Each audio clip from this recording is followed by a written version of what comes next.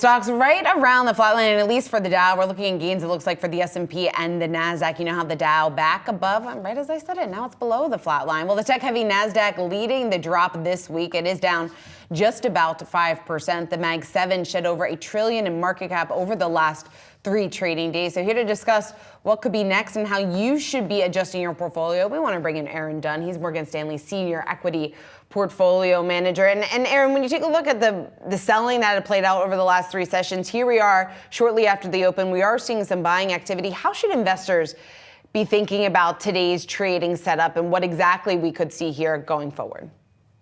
Yeah, I'm not surprised to see the market bounce here. You're kind of 3 days into the sell-off. The other thing I think that's very interesting is, it was alluded to earlier, really since late July, the market's been in a little bit of a correction mode, but we're not, we're only down 8-9%, including today, and we're still in an uptrend for the market, right? So to me, there's been a lot of sensationalism around all the stuff going on, and really a lot of that's in Japan with the carry trade. In the U.S., we've come off, and the issue with, in my view, the market has been something that's been talked about for a long time, which is the concentration of all these indices, right? I mean, the top 6 tech stocks still account for about 30% of that index. So they drove a lot of the upside returns. And what that means is, when you get really highly volatile tech stocks that account for that much of the benchmark, the downside, volatility will occur. And we've had 9-10% pullbacks along the way here.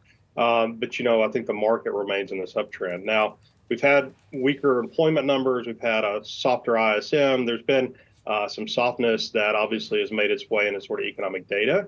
And how does an investor, I think we're at an inflection here, and I think investors should look at that. We always advocate a balanced sort of approach to the market in some ways, and timing the market is extremely difficult. So, using this opportunity to probably, maybe take some out of bonds, which have had a nice rally here, and reallocate to equities, I think is a prudent action. It's interesting, Aaron, because if we look at the Dow and many of the major averages right now, there's going to be, even within that uptrend, perhaps some higher lows that we're going to have to track up against in order to make sure that we don't break through some of those support levels. Where is it critical for investors to be keeping an eye on those levels to make sure that we're not actually going to see even more of a rapid move to the downside? Because then the algos, it seems like, might start to enter into the picture as well. Yeah, and the one thing we don't know about is, the thing that always that unravels many of these rallies is leverage, right? And so how much leverage, and we've seen that in some of the banks, a lot of the margin numbers for a lot of the brokers had really ticked up. So there's clearly added leverage in the market, and that can exacerbate the downside. For me, I look at earnings, for one thing. I think have remained reasonably resilient. It wasn't the best earnings season we've seen, but and there were some kind of holes there, but it's been okay, right? And profits have held up. I think one of the things to watch for me is global sort of liquidity getting a little better as you have really a concerted central bank easing cycle coming. Europe is probably very likely to do that. Great Britain did that. Australia eased rates.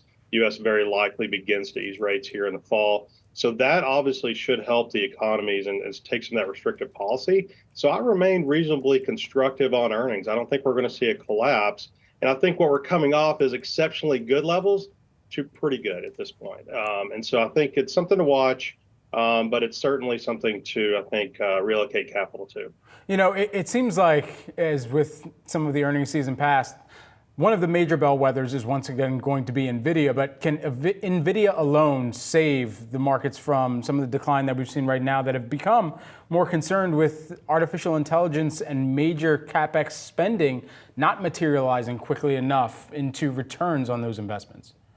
Correct. And I think that's the other piece of this, and that gets to that market concentration issue is, can U.S. equity markets work when the biggest caps, and they are very volatile, aren't doing so well? And I think that's the challenge. We've sort of been pointing to that for quite a while.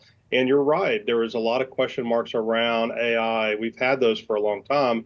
And really the issue is use case. Like, what is the benefit of AI? I think we can all argue in the long term, there's likely to be some benefits, but it's going to take a while to develop. And so the companies, as you point out, have really thrown a lot of CapEx at growing data centers, growing their capabilities in the cloud, and generative AI and machine learning, all this stuff. But we need to see the benefit of that. And I think the productivity numbers, if you look back to sort of 2020, 2021, the productivity numbers in the United States really diminished quite substantially. And that led to a lot of the unit labor costs going up. Now I think you're starting to see productivity improve a bit. And this is where AI could really play a role. Can NVIDIA, can investor look ahead enough to own NVIDIA for something that, in my view, probably will take a couple of years from a productivity standpoint to really benefit corporate bottom lines? That's the big question mark. It requires a lot of CapEx. People love these stocks in part because they've actually taken part of what the consumer staple industry used to be, which was a more stable business with fantastic balance sheet, right? All these companies have a ton of cash, and so that helps them to weather sort of a higher CapEx cycle without, with growth coming in the outer years. Aaron Dunn, who's the Morgan Stanley Senior Equity Portfolio Manager. Thanks so much for taking the time here, Aaron. Thank you.